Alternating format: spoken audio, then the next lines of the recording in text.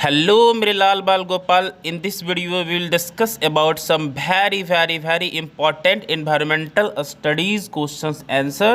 So watch this video till the end. Thank you. Let's start. तो हमारा आज का सबसे पहला क्वेश्चन है dash animals fly in the air. वो कैसे जानवर होते हैं जो एयर में फ्लाई करते हैं, मतलब ऑलमोस्ट एयर में वो एग्जिस्ट करते हैं, स्टे करते हैं. तो ऐसे एनिमल्स को क्या कहा जाता है? सोचिए और फटाफट बोलिए. ओह सॉरी, आप इसमें से बोल कैसे सकते हैं? आप तो टाइप कर सकते हैं, कमेंट बॉक्स में ज़रूर लिखें. इसका जो सही आंसर होगा वो होगा एरियल एनिमल्स. सेकेंड क्वेश्चन है आपके पास, dash animals live in water. Water में रहने वाले जानवर को क्या कहते हैं? तो इसका आंसर हो जाएगा आपका aquatic animal. Dash the dash live together in a pack.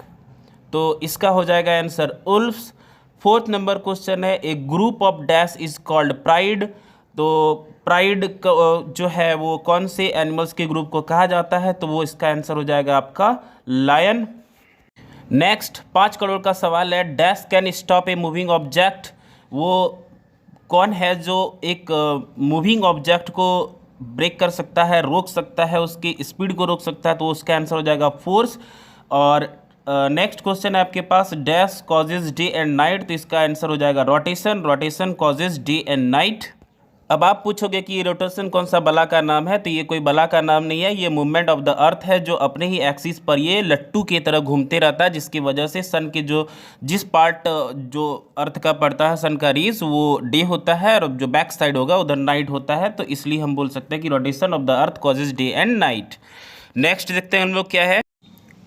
6 number question तो हमारा हो चुका है. 7 नंबर क्वेश्चन है, dash are the largest land animal. तो लार्जेस्ट लैंड एनिमल किसको कहेंगे? क्योंकि वाटर तो आपको पता ही हो कि ब्लू व्हेल होगा, लेकिन यहाँ पे लैंड में रहने वाले लार्जेस्ट एनिमल कौन सा होगा? तो आपको ये भी पता होगा कि इसका आंसर एलिफेंट है. 8 नंबर क्वेश्चन है आपके पास, our earth receive heat and light from. कहाँ से? गिड़बत्ती से? नहीं, इसका आंसर होगा सन. सन से हमें हीट एंड लाइट मिलती है, यानी कि अर्थ को मिलती है. नेक्स्ट क्वेश्चन 9 नंबर है आपके पास, the dash is the natural satellite of the earth. Mars? नहीं, मार्स तो प्लेनेट का नाम है.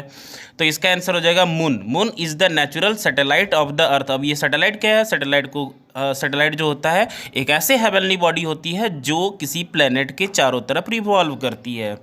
एंड नेक्स्ट आखिरी सवाल आपका फिल इन द ब्लैंक्स का, आवर सोलर सिस्टम है जो डैश प्लैनेट्स.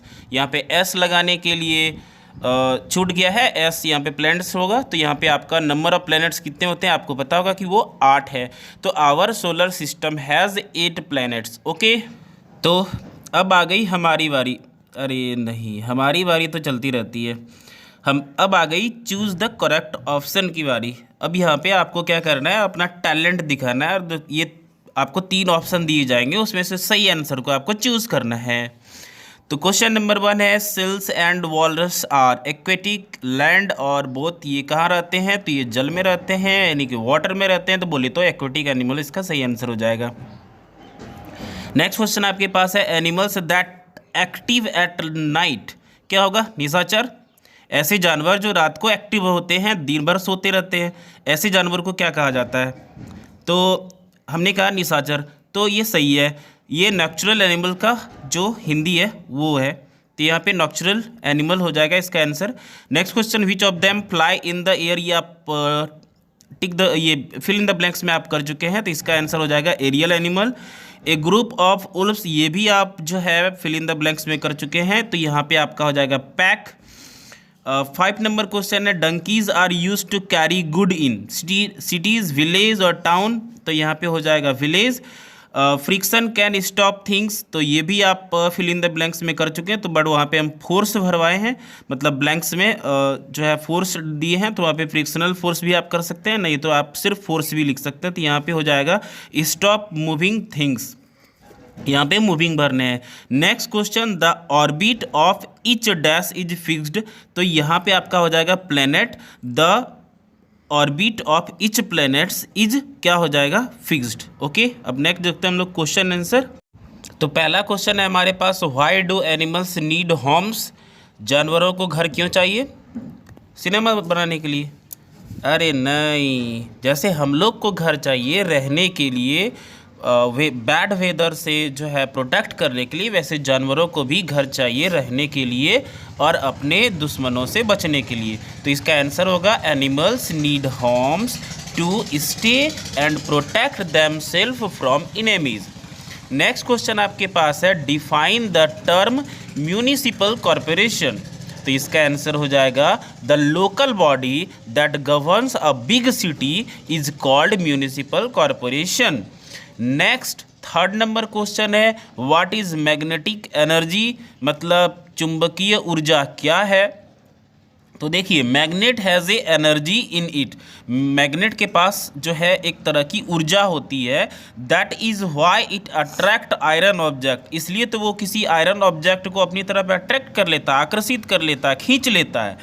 ओके, तो अपनी तरफ आकर्षण करने की जो उसमें अट्रैक्शन मतलब जो फोर्स होता है, जो एनर्जी वो खर्च करती है, तो इसी एनर्जी को क्या कहा जाता है, मैग्नेटिक एनर्जी। तो इसका आंसर हो जाएगा a magnet has energy in it, that is why it attract iron object towards it, hence it is called magnetic energy. तो मतलब इसी एनर्जी को मैग्नेटिक एनर्जी कहा जाता है। ओके, अब बिना बकवास किए हम लोग क्वेश्चन नंबर 4 पर चलते हैं।